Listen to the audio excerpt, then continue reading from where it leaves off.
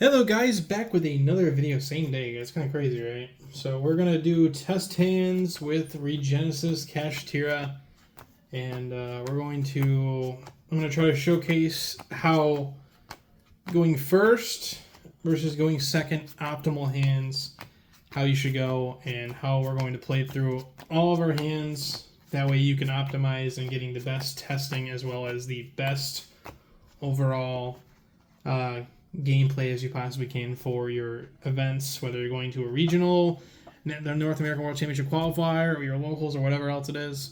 So we are going to be showcasing the deck and kind of just show you guys exactly how you should be going, how your board should go. So let's say you're going first. So going first with this hand. So this hand alone, pretty solid. You've got your starter, you've got 2 interruptions, you have a board breaker as well. So the first thing you're going to do is you're going to activate Regenesis. So Regenesis, let's see. So Regenesis, you're basically going to add your Archfiend. So depending on if you're going to play around roll, you can just basically add, you can go for the Warrior, which is the bounce, or you can add the Dragon for the banish. But if you're just going for a normal play, let's just say you're not playing a round roll. Let's just say you're going to play in, let's just say you're just playing the normal play. You're always going to search for the Archfiend. So, which Archfiend? So, next, secondly, you're going to reveal your Sage and Archfiend and summon the Archfiend. And then I usually do defense mode, so that way they don't like just push a bunch of damage on you, and then on summon effect of Archfiend to add 1. So your hand's really, really strong. So if you really wanted to, you could go for another monster, but I would recommend probably going for the trap card. So I would go for Birth. This card.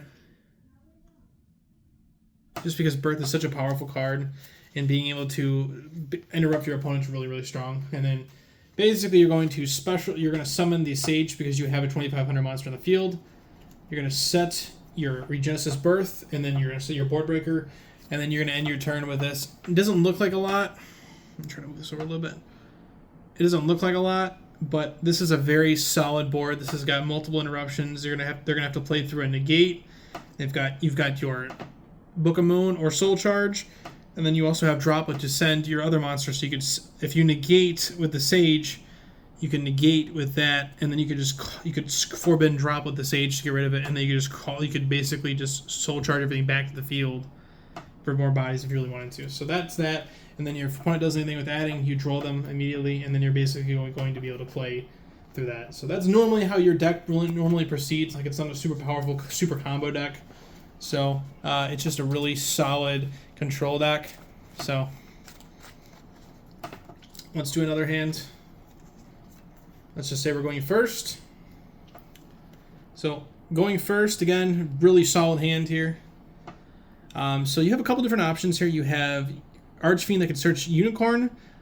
You could also do, you could just special Unicorns, and then so you have the ability to add Theosis, and then Theosis can just summon you Fenrir. Fenrir can add Unicorn, and then you can have Archfiend revealed to special. So let's do that. So we're going to special summon Unicorn in attack mode. You can do attack or defense. Let's just go defense in this for this example.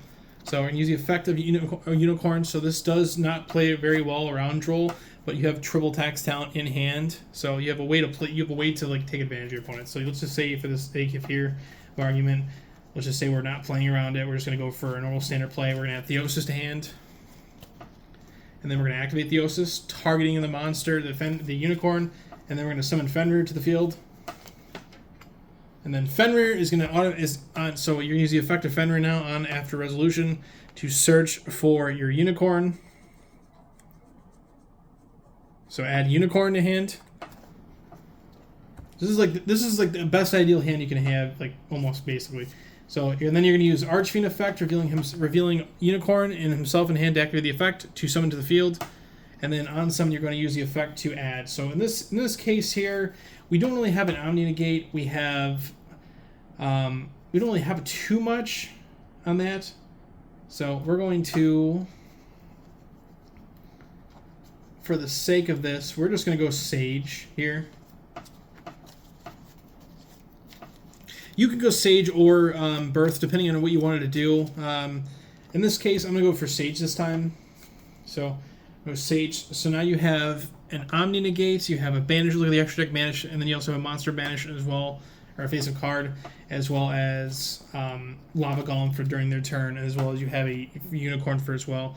So let's say you don't want to go for the Sage. Let's just say you want to go for the Trap card. So I'll show you the board of the Trap card.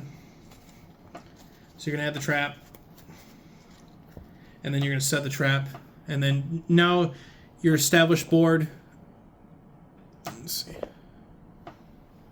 Now your established board is you have Trap, you have Archfiend. You basically can send. This gets sent to the graveyard. You add it back to hand. Birth can basically book a moon their monsters. You have a look at their extra deck, as well as a Banish a face up, and then as well as you have the Lava Golem to basically just tribute their entire board. Right? They're basically their established board. You get rid of 2 monsters, and then you also have follow for next turn. And then when you're drawing for next turn, you're drawing code for basically going to push for a bunch of damage. So. That's basically going first. Let's just show you guys going second. So how you would play the deck going second into somebody's board. So let's just show you a hand here. So going second, this is a pretty good hand. Like this hand here alone can break through a lot of boards. So you're probably gonna opt to go Unicorn, and then depending on what they have, you're going to activate Unicorn. So Unicorn, in this case here, since you're going to try to push for a bunch of damage, I honestly don't mind Birth. I think Birth is pretty good in this situation. It doesn't play super hard in Ash Blossom. If you didn't have the Fenrir in hand, then I would tell you to go for Theosis, but you already have the Fenrir, so you don't have to worry about it. It also can kind of also, it basically can also like show what you're going to basically going into if you're going for this line. So you have that. You're going to activate Birth, summon Dragon to the field. You have the ability of Birth now to normal summon for no tributes. So you can use summon Fenrir. You could just go activate code to summon one from deck.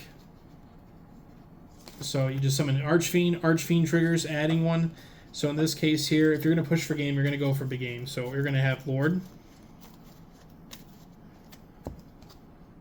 So you're going to banish the Archfiend, summon Lord. Lord's going to trigger, automatically allowing you to set one.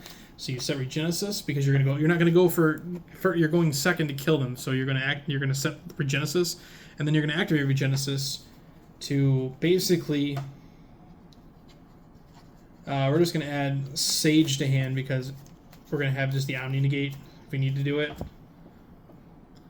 And then you're going to summon Sage, and then look at this board here. You could also, since you already coded, you can't go into the extra deck, you're locked out, but you have Unicorn to banish one in the extra deck, you have an Omni Negate, you have a Spell and Trap banish, you have Fenrir to banish a face-up card, and then you have Lord that's doing 5,000 plus piercing, so it's like not bad. And then you can also like tribute Lava Golem or 2 monsters, whatever, there's the interruption, so. Alright. Let's say, we'll do another example of let's just say you want to use the extra deck to like put a bunch of damage. So if you want to do the play where you have 3 monsters with 2,500 attack and then being able to make Red Eyes Metal, Flare Metal, so that way you could kill them, we'll do that too. So we'll go to the next hand. This hand's a little rough, a little bit trickier to play with this. This doesn't really do a lot. Let's just say you're going second, so you're drawing in a draw. Yeah, this is unfortunately one of those hands where it's you're dropping hand traps on them.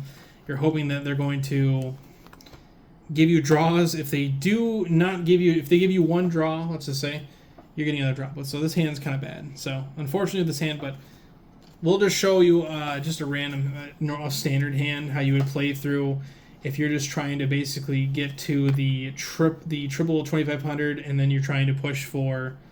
If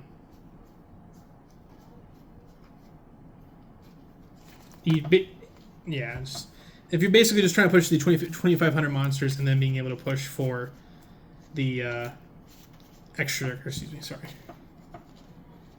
I need another 7. There we go. So that's how you would do it. So you special summon Unicorn, affect a Unicorn, add Birth. Let's say they draw you, it's fine, don't care. Reveal Sage, Archfiend special.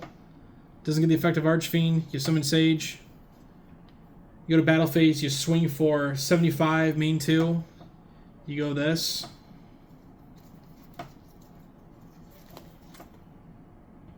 And then basically you just activate Birth and you're gonna win the game. So that's basically like just like the ways you play this deck. The deck's really simple to play. It doesn't require a whole lot of thought processes.